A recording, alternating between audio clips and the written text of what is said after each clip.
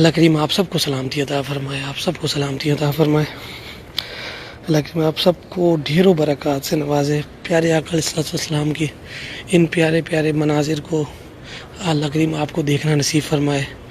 ہم یہاں سے الحمدللہ آج پھر حاضری کے لیے روانہ ہو رہے ہیں، واپس حاضری دینے کے بعد، اور یہ ماشاءاللہ انتہائی پیارے مناظر، خوبصورت منظر آپ مسجد نبوی شریف کے ملاحظہ کر رہے ہیں۔ تو میں ہمیشہ یہ بات عرض کرتا ہوں اپنے ساتھیوں سے، جب بھی ہم مسجد نبوی شریف میں داخل ہوتے ہیں تو میری اپنی کیفیت یہی ہے کہ ہم جب بھی اس پیارے خوبصورت دیکھیں، یہ تو آپ کی اجازت سے ہی سب کچھ، یہ روضہ انور بنا ہے آقا علیہ السلام کے، تو جب اتنا پیارا خوبصورت اور اتنا کلین منظر ہم دیکھتے ہیں تو دل میں ایک ہی تصور آتا ہے کہ جنت اس سے خوبصورت نہیں ہو سکتی۔ اللہ اکبر، یہ ورڈز ہیں تو بڑے سخت، لیکن میرا یقین ہے کہ پیارے آقا کا روضہ اتنا پیارا ہے، اتنا پیارا ہے کہ اس سے بڑھ کر شاید اور کوئی پیاری جگہ کائنات میں نہیں ہو سکتی ہے۔ سبحان اللہ۔ اللہ تعالی ہمیں آخرت بھی ہماری اچھی فرمائے، ہماری دنیا بھی اچھی فرمائے، آپ سب کی آخرت اچھی فرمائے۔ اللہ تعالی ہمیں صحیح معنوں میں دین کا پیروکار بنائے۔ اچھا، چلتے جاتے ہمیشہ ماشاءاللہ آج کل تو کافی زیادہ یہ مقام ساتھی دکھاتے رہتے ہیں، ہمارے مدینہ پاک کے اور بھی ساتھی یہ منظر دکھاتے رہتے ہیں۔ جاتے جاتے میں پھر آپ کو یہ بتاتا چلوں کہ یہ جو پتھر آپ دیکھ رہے ہیں اور یہ پتھر آپ دیکھ رہے ہیں، ان میں اور ان ٹائلز میں بہت زیادہ فرق ہے۔ یہ گلائی آپ دیکھ رہے ہیں، یہ 3 کنویں ہیں جو حضرت طلحہ بن زبیر رضی اللہ تعالی عنہ کی ملکیت میں تھے، اور آقا علیہ الصلوۃ والسلام یہاں سے حاضر ہوا کرتے تھے۔ یہ سامنے مسجد نبوی شریف جہاں ہم نے حاضری پیش کی، گنبد خضرا ہے سیدھ کے اندر، تقریباً زیادہ نہیں تو 100 سے 150 میٹر بنتا ہے۔ اس وقت یہ باغ تھا، آپ کی ملکیت میں یہ کنویں تھے حضرت طلحہ بن زبیر رضی اللہ تعالیٰ عنہ کی۔ آپ کریم صلی اللہ علیہ وسلم یہاں تشریف لایا کرتے تھے، یہاں بیٹھ کر آپ یہاں کا پانی بھی آپ نے نوش فرمایا جو روایات میں ملتا ہے، اور آپ نے یہاں کے پانی کو اپنے اوپر جو ہے اپنے جسم اتھر پر بھی ڈالا، اور اسے کنویں کا نام ہے بیر ہا۔ یہ بیر ہا کے وہ کنویں ہیں جو آقا علیہ الصلوۃ والسلام نے جنہیں یہ سعادت بخشی اور یہ اعزاز بخشا کہ آپ نے اس کنووں سے پانی پیا۔ تو یہ بڑی ہی بابرکت جگہ بھی ہے، کیوں ہے کہ کیونکہ آقا کی نسبت ہے، آقا نے یہاں تشریف فرما ہوئے آپ نے ان کنووں سے پانی پیا۔ اس کی سب سے بڑی جو نشانی ہے وہ یہ ہے کہ انہوں نے مسجد نبوی شریف کے اندر آج بھی اس کو ایک نشانی کے طور پر ان پتھروں کو رکھا ہے۔ اب یقیناً آپ دیکھ رہے ہیں کہ یہ پتھر بڑے مختلف ہیں اور وہ پتھر بالکل ڈیفرنٹ ہیں، ان کا سٹائل بالکل ڈیفرنٹ ہے پلروں کے ساتھ جو ہیں۔ ہم 22 نمبر گیٹ سے جب اندر انٹر ہوتے ہیں اور یہ باہر نکل رہے ہیں 22 نمبر گیٹ سے، 21 نمبر گیٹ باب فہد کا برابر میں 22 ہے، یہ 21 22 ایک ساتھ گیٹ ہے۔ اب یہاں سے ہم ایگزٹ کر رہے ہیں، آپ دیکھ رہے ہیں ماشاءاللہ، سبحان اللہ۔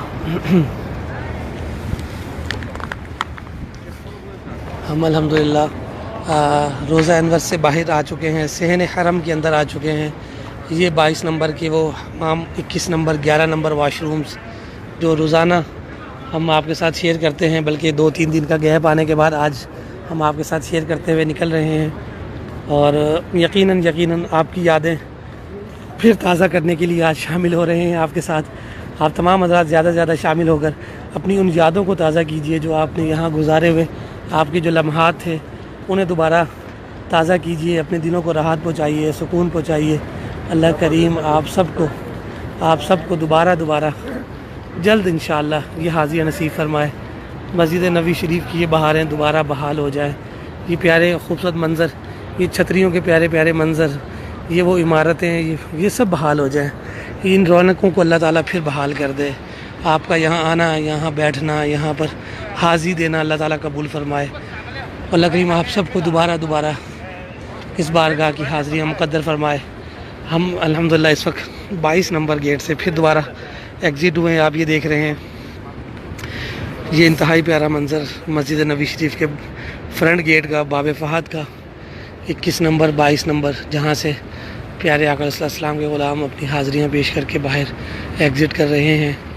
آپ بھی ان پیارے مناظر کے ساتھ شامل ہو جائیں میرے ساتھ، اور اپنی بہاریں برکتیں نصیب کریں، اپنے مقدر میں آپ اپنے لیے بھی دعا کیجئے، تمام امت مسلمہ کے لیے دعا کیجئے، اور جو بھی اللہ تعالیٰ کے مقربین ہیں، نیک بندے ہیں، اللہ تعالیٰ ان کے صدقے میں اللہ تعالیٰ ہمیں، آپ کو، سب کو یہ بہاریں، برکتیں دیکھنا نصیب فرمائے۔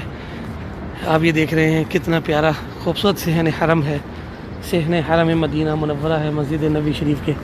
یہ وہ بہاریں ہیں، یہ وہ برکتیں ہیں جو ہم دیکھ رہے ہیں الحمدللہ۔ آپ یقیناً مجھے اس بات کی انتہائی خوشی ہے کہ آپ بڑے ہی زیادہ مؤدب اور احترام کے ساتھ، پیار کے ساتھ پیارے آقا کی شہر مدینہ کی زیارت کر رہے ہیں، اپنے دلوں کو راحت اور سکون پہنچا رہے ہیں۔ مدینہ منورہ، المدینہ المنورہ، المنورہ کے نام سے یہ شاپس ہیں جو اس وقت بند ہیں۔ یقیناً جب پیارے آقا کے غلام یہاں حاضر ہوا کرتے تھے، یہاں پر نکلتے ہوئے یہ شاپیں اوپن ہوا کرتی تھی، یہاں کی بہاریں، برکتیں دیکھا کرتی تھیں۔ یہ صحن حرم، یہ کبوتر چوک، یہ کلاک ٹاور، چھوٹا سا گھڑی کا ٹاور جو مین گیٹ سے باہر نکلتے ہوئے ہمیں نظر آ رہا ہے، یہ اس کی اپنی برکتیں ہیں، اس کی اپنی بہاریں ہیں، کیونکہ یہ جڑا کس سے ہے؟ یہ جڑا ہے آقا کے شہر مدینہ سے جڑا ہوا ہے، تو یہ یقیناً بابرکت ہے، یقیناً یہ خوبصورت ہے، کیونکہ اس کی نسبتیں میرے آقا سے ہیں۔ جو چیز میرے آقا کی نسبت کے ساتھ جڑ جائے اس کی قدر و قیمت بہت زیادہ ہو جاتی ہے، یقیناً اس کی قدر و قیمت بہت زیادہ ہو جاتی ہے۔ یہی وجہ ہے کہ ہم یہاں کی ہر چیز سے پیار کرتے ہیں، یہاں کے ہر ایک ذرے سے پیار کرتے ہیں۔ ہمیں اللہ تعالیٰ پیارے آقا کے شہر مدینہ کی ہر چیز سے انسیت عطا فرمائے، ہمیں ہر مدینہ پاک کی ہر چیز سے پیار عطا فرمائے، اور یقیناً جب ہم آقا کے شہر سے پیار کریں گے، آقا علیہ الصلوۃ والسلام کے شہر انور مدینہ منورہ کی گلیوں سے پیار کریں گے، تو اس طرح کی کئی واقعات ہمیں ملتے ہیں، تو یقیناً اللہ تعالیٰ ضرور جب ہم اپنے مقربین سے کا قرب نصیب کریں گے، اللہ کریم بھی ہمیں اپنے قریب کرے گا انشاءاللہ، اور وہ بھی ہمیں ضرور حاضری مدینہ پاک عطا فرمائے گا انشاءاللہ تعالیٰ۔ پیارے آقا کے شہر مدینہ کی ہر چیز کے ساتھ ہمیں انسیت ہونی چاہیے۔ یہ آپ دیکھیں، میں آپ کو بڑی پیاری بات، ہمارے کئی دوست شاید مقامی ہیں جو اپنے بچوں کو لے کر، سامان لے کر حاضری کے لیے آ رہے ہیں۔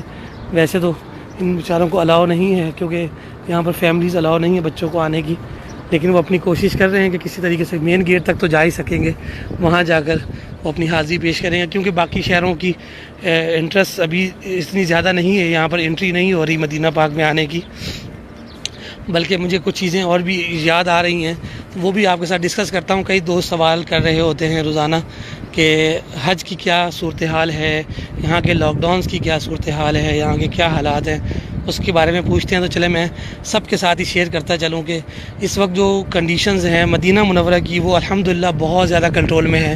میں اللہ کا جتنا شکر ادا کروں اتنا کم ہے، اور ہم سب کو یہ شکر ادا کرنا چاہیے کہ اللہ تعالیٰ نے ہم پر یہ کرم کر دیا، فضل کر دیا کہ خاص کر مدینہ پاک کے جو کیسز ہیں، جو معاملات ہیں اوپن ہونے کے بعد سے، وہ بڑے کنٹرول کے اندر ہیں، بہت زیادہ کنٹرول میں ہیں الحمدللہ، اور یہ بڑی خوش نصیبی بھی ہے ہمارے لیے۔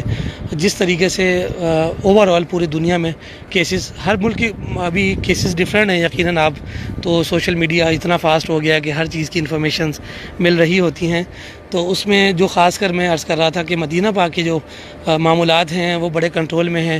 جدہ میں کچھ پریشانیاں ہیں جس کی وجہ سے لاک ڈاؤن دوبارہ لگ گیا تھا۔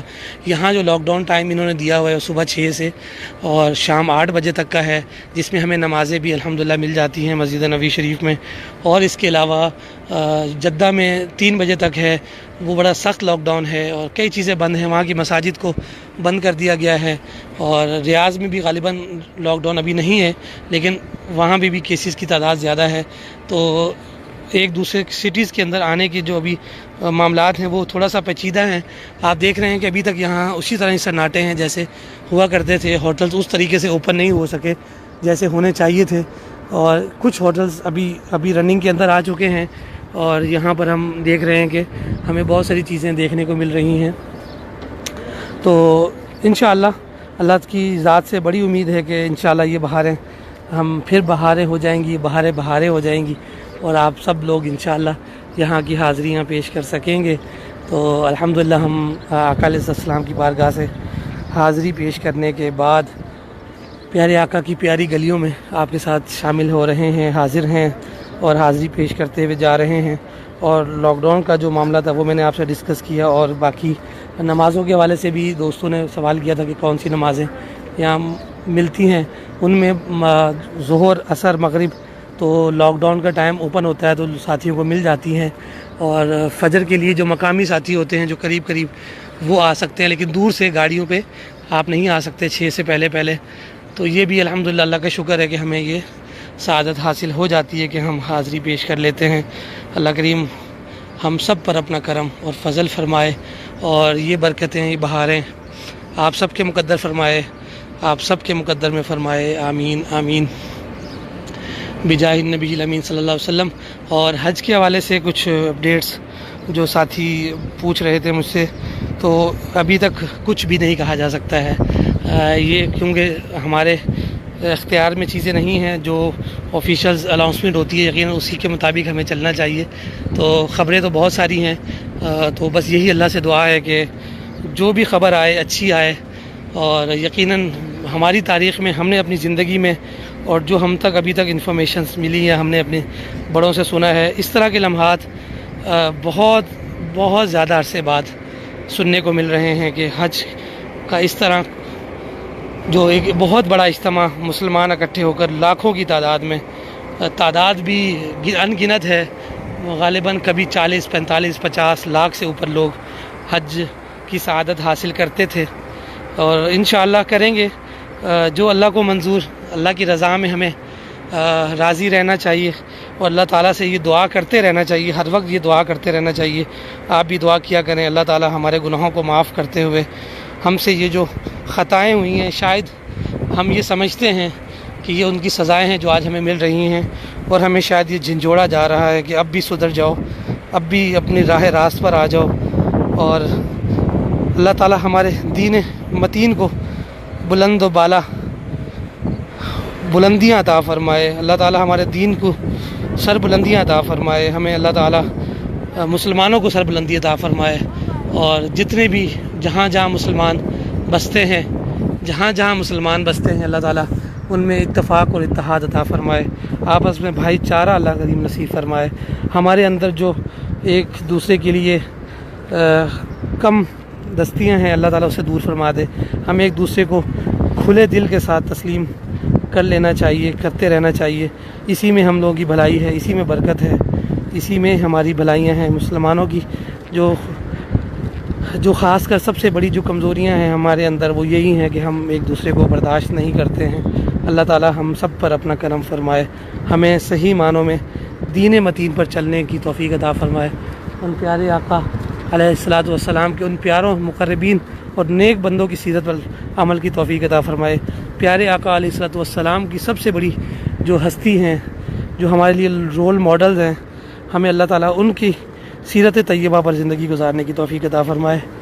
ہم کوئی واعظ تو نہیں ہے, نہ کوئی لیکچرار ہیں, لیکن بس یہی ہے کہ ایک ہی پیغام ہے, ایک ہی میسیج ہے پیارے آقا کے شہر مدینہ سے کہ ہمیں اپنی زندگیوں میں تبدیلی کی ضرورت ہے.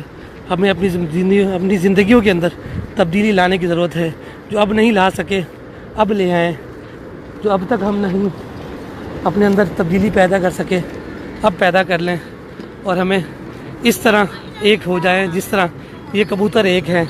جیسے یہ کبوتر پیارے آقا کے شہر میں اکٹھے ہو کر اپنے لیے اور دوسروں کے لیے سامان پیدا کر رہے ہیں, ایک دوسرے کو جگہ دے رہے ہیں, اسی طرح ہمیں بھی اپنے بھائیوں کو, دوستوں کو, عزیز و قبا کو ایک دوسرے کے لیے اپنے لیے دنوں میں جگہ دینی چاہیے.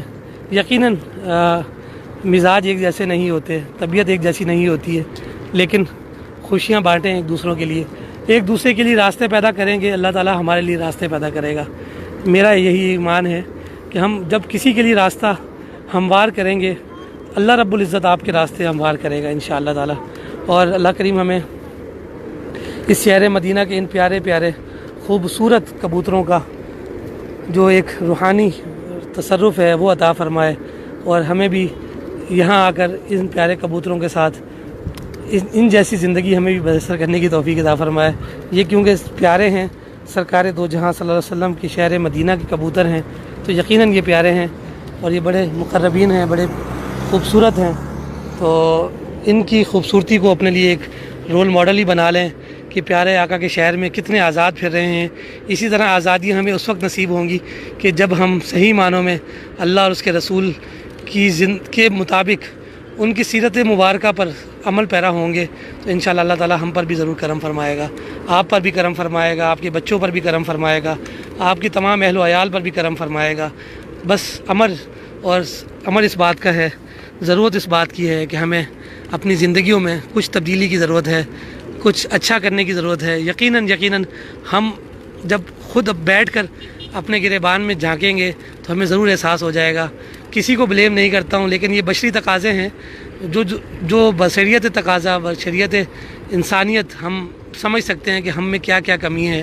یقیناً اللہ تعالیٰ پیارے آقا کے شہر مدینہ کی برکات ہمارے مقدر میں فرما دے، اور یہاں کی برکات کے صدقے اللہ تعالیٰ ہمارے زندگیوں میں تبدیلیاں پیدا کر دے، ہمارے زندگیاں اچھی کر دے، ہماری آخرت اچھی کر دے، ہمیں صحیح معنوں میں قرآن اور حدیث کو سمجھنے کی توفیق عطا فرمائے۔ یقیناً ہم اس ساری چیزوں سے دور ہیں اور اسی کی سزائیں آج ہم بھگت رہے ہیں۔